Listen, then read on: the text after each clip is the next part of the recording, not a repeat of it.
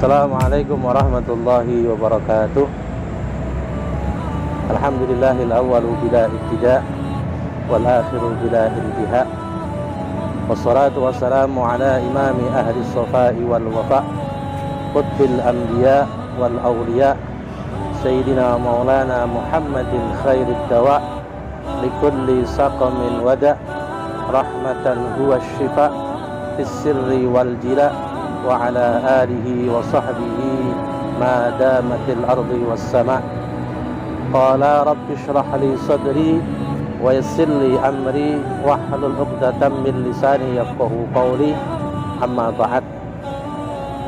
Sadatul kurama wal afadil, sahabat Ansar dimanapun berada yang senantiasa dirahmati oleh Allah Subhanahu wa ta'ala.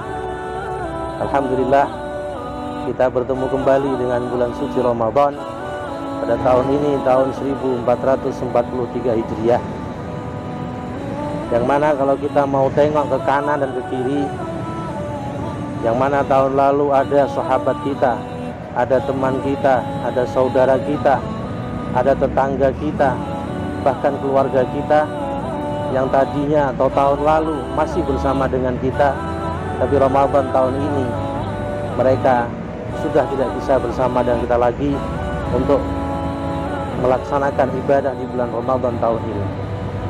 Yang artinya ini merupakan satu nikmat yang luar biasa dari Allah Subhanahu wa ta'ala.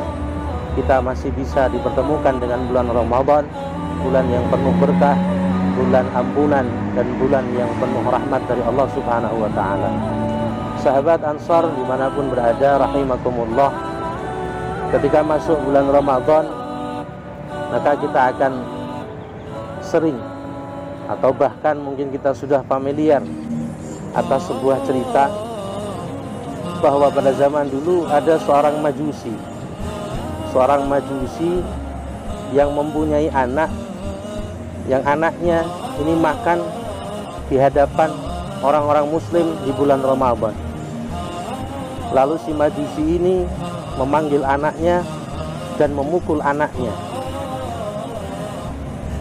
dan mempertanyakan kepada anaknya, lima la hafidta hurmatal muslimin fi Ramadan. Wahai anakku, kenapa kamu tidak menjaga orang-orang muslim di bulan Ramadan ini dengan kamu makan seenaknya di luar, dilihat oleh orang-orang muslimin. Selang beberapa minggu, si anak ini kemudian meninggal dunia.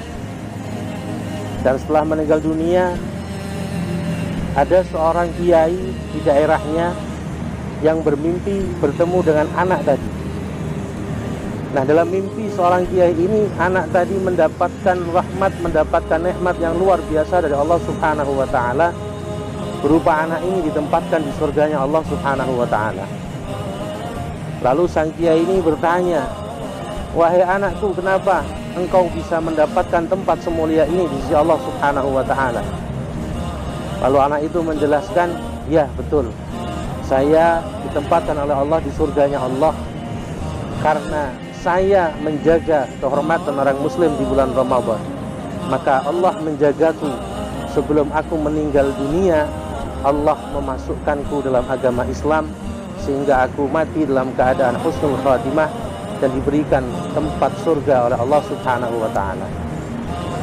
Sahabat-sahabat yang dimuliakan oleh Allah Subhanahu wa ta'ala, dari cerita ini kita bisa mengambil hikmah bahwa orang yang menghormati, orang yang berpuasa, mendapatkan pahala, mendapatkan derajat yang luar biasa di sisi Allah Subhanahu wa ta'ala. Sebagaimana cerita tadi si anak majusi.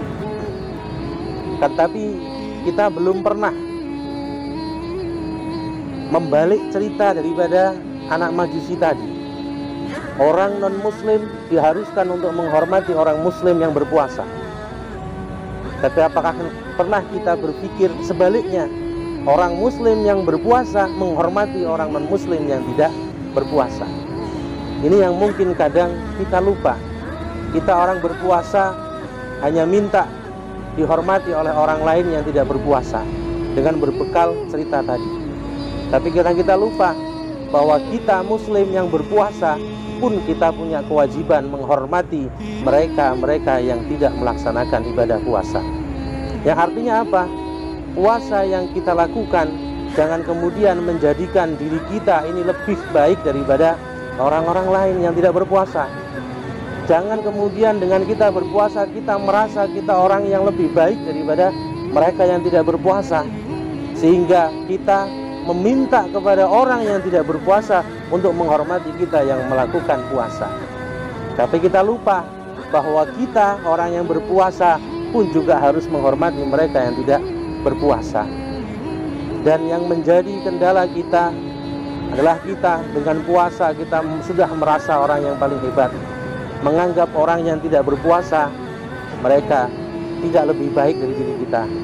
Padahal kita tidak tahu mereka tidak berpuasa di bulan Ramadan, mereka tidak melakukan ibadah di bulan Ramadan seperti sholat taraweh, belum tentu mereka melakukan itu karena keinginan dirinya sendiri. Dan belum tentu mereka tidak berpuasa karena memang hawa nafsunya sendiri. Akan tetapi ada orang yang tidak berpuasa karena mereka menjalankan kewajiban-kewajiban yang lain yang lebih penting bagi dirinya dan keluarganya. Untuk itu, marilah dari cerita tadi kita ambil hikmah. Tidak hanya kita yang berpuasa yang harus dihormati, tapi kita yang berpuasa pun harus menghormati orang lain yang tidak berpuasa. Karena kita tidak tahu apa alasan mereka tidak melaksanakan puasa.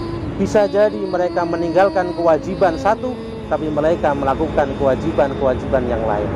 Dan mudah-mudahan puasa kita tahun ini benar-benar mendapatkan rahmat, benar-benar mendapatkan maghfirah, benar-benar kita dibebaskan dari api neraka oleh Allah Subhanahu wa taala. Amin Allahumma amin. Demikian yang dapat kami sampaikan. Syukran katsir ala intimamikum wal afwa minkum wa dumtum fil khair wal barakati wan najah. Assalamualaikum warahmatullahi wabarakatuh.